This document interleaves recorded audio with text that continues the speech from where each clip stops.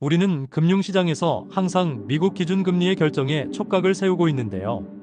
기준금리라는 것은 도대체 무엇이며 왜 중요한지, 그리고 시장에 어떻게 영향을 미치는지에 대해 살펴보겠습니다. 미국 기준금리의 개념.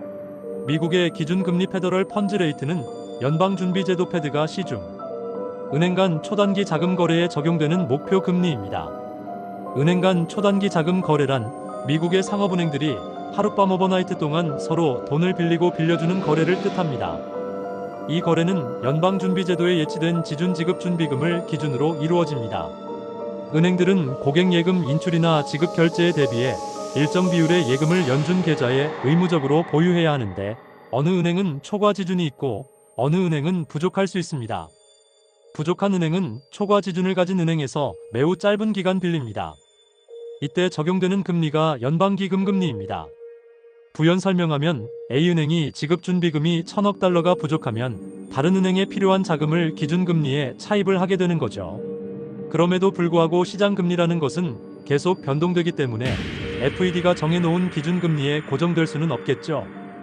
그래서 FED는 목표금리 범위를 설정해두고 실제 은행 간 거래 금리가 그 범위에 머물도록 국채 매대 등 공개시장을 통해 조절합니다.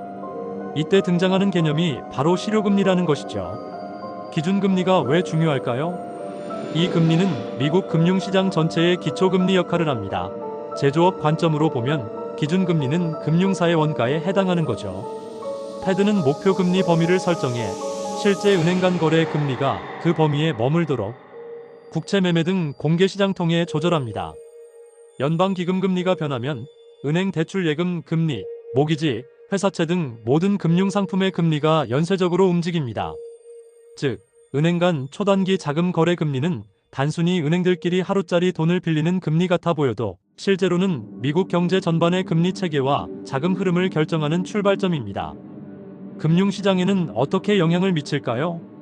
증시에서는 기준금리가 낮으면 차입 비용이 줄어들어 기업 실적 개선과 주가 상승세를 유도합니다. 환율은 금리가 높으면 달러 수익률이 올라 외국 자금이 흘러들어 달러가 강세를 보입니다. 국채금리의 경우 단기 국채금리는 기준금리를 반영해 움직이고 장기금리는 경기물가 기대에 따라 형성됩니다. 2025년 금리 전망. 현재 시장은 9월 기준금리 인하 가능성을 적극 반영 중입니다. JP모건은 4차례 연속 25bp 금리 인하, 연말 기준금리가 3.5% 선까지 하락할 것으로 전망했습니다. 연준 내 일부 인사도 3차례 금리 인하를 기대하고 있어 향후 완화 기조에 기울 가능성이 있습니다. 하지만 캔저스시티 연준 총재 슈미드는 현재 수준이 중립 수준에 가깝다며 인하는 성급할 수 있다는 의견도 제시해 연준 내 명확한 이견도 존재합니다. 요약하자면 미국 기준금리는 현재 4.33%로 고정되어 있으며 이는 금융시장 전반에 영향을 미치는 핵심 변수입니다.